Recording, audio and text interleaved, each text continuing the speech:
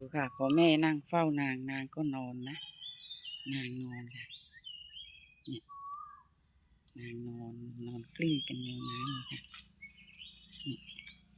แม่เฝ้าอยู่ปีเตอร์ก็อยู่บนศาลานางไม่ไปดูท่านางตึงแม่เฝ้าอยู่แม่นั่งเฝ้าแต่นางก็มองทางอยู่นะนอนก็มองทางนอนก็มองทางนางร้ายอะค่ะ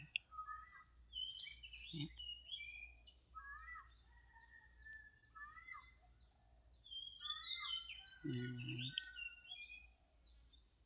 ดูนอน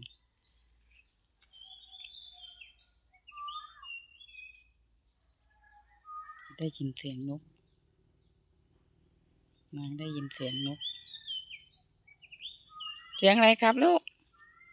เสียงอะไรคะมองได้แต่อย่าออกไปนะ